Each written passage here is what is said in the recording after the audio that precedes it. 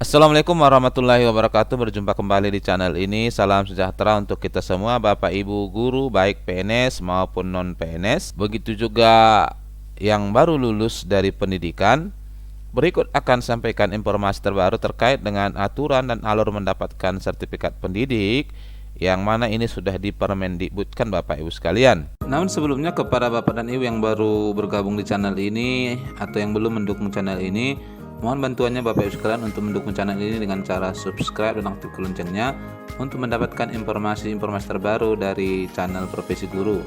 Ya, baru-baru ini Bapak Ibu sekalian, Kemendikbud sudah menetapkan Permendikbud nomor 19 tahun 2024 tentang aturan pendidikan profesi guru. Ini berlaku untuk Bapak Ibu guru yang sebelumnya sudah ikut pendidikan namun belum mendapatkan serdik, Bapak Ibu guru calon PPG yang barangkali pada saat ini sedang pemutakhiran data, Bapak Ibu guru yang baru 1 tahun masuk Dapodik, maupun Bapak Ibu yang mau atau akan menjadi guru. Nah, ini adalah aturan yang dibuat oleh Kemendikbud, menyempurnakan dan menyesuaikan perkembangan zaman ya Bapak Ibu sekalian. Di sini disebutkan menimbang ini pemenuhan kebutuhan guru profesional. Jadi rencanakan memang menjadi guru itu ya ke depan harus ada sertifikat pendidiknya. Kemudian mengingat ini dasar-dasarnya ya Bapak Ibu sekalian, kita tidak perlu bahas, memutuskan Peraturan Menteri Pendidikan Kebudayaan Riset dan Teknologi tentang pendidikan profesi guru.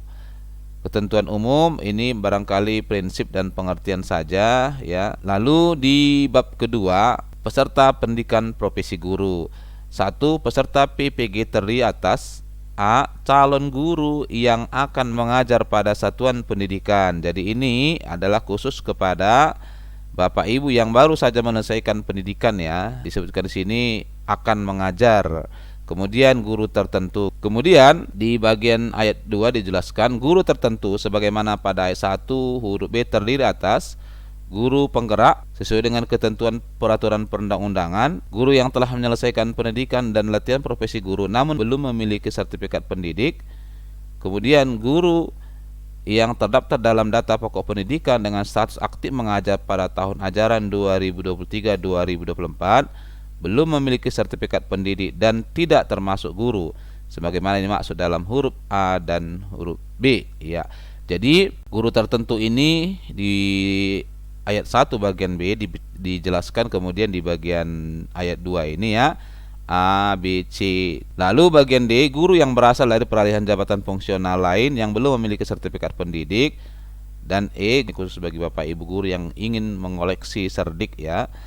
Lalu yang ketiga, peserta PPG dimaksud pada ayat 1 huruf A harus memenuhi persyaratan. Berarti ini adalah calon guru ya di ayat 1-nya, warga negara Indonesia, sehat jasmani dan rohani, memiliki kualifikasi akademik sarjana atau sarjana terapan, memiliki indeks prestasi kumulatif paling rendah 3,0.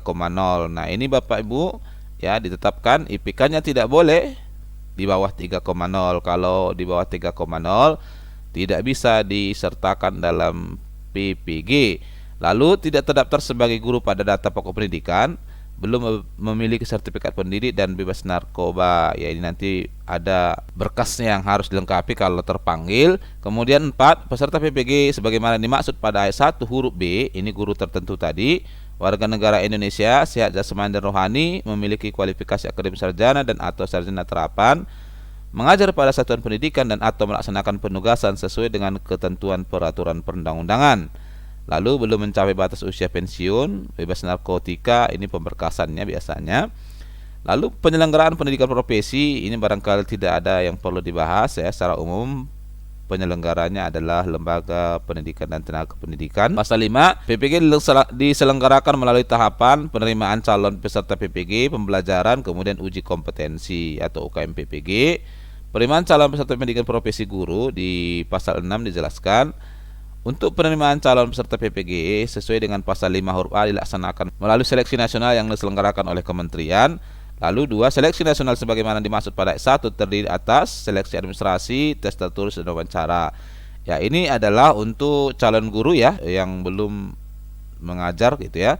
Kemudian seleksi nasional sebagaimana dimaksud pada ayat 2 paling sedikit mempertimbangkan. Ini adalah pertimbangannya.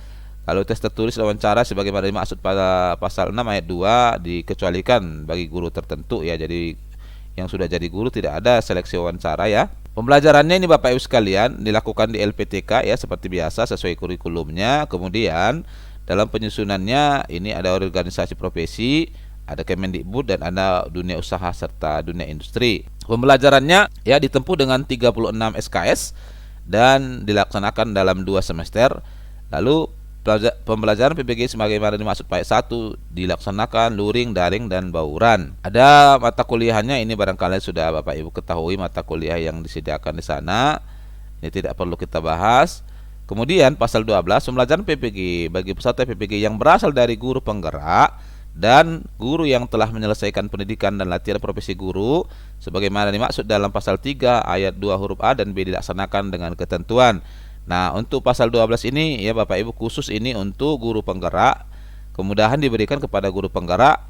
Kemudian guru yang sebelumnya sudah ikut tapi hingga sekarang belum mendapatkan sertifikat pendidik karena belum lulus, dijelaskan nih di pasal 12-nya A. Diberikan setara dengan 36 SKS ya dengan masa tempuh kurikulum 2 semester. Lalu B tidak menempuh pembelajaran. Sehingga Bapak Ibu guru penggerak dan juga yang sudah pernah mengikuti tapi belum lulus, Bapak Ibu tidak perlu lagi mengikuti pembelajaran ya. Pembelajarannya dianggap sudah diselesaikan, tinggal nanti mengikuti UKM PPG.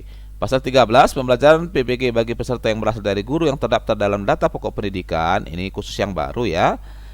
Tahun ajaran 2023-2024 dan belum memiliki sertifikat pendidik. Guru yang berasal dari peralihan jabatan fungsional yang belum memiliki sertifikat pendidik serta guru yang telah memiliki sertifikat pendidik namun ingin menambah sertifikatnya, maka ketentuannya diberikan setara dengan 27 satuan kredit semester, kemudian memenuhi 9 satuan kredit semester melalui penugasan terstruktur dan pembelajaran mandiri.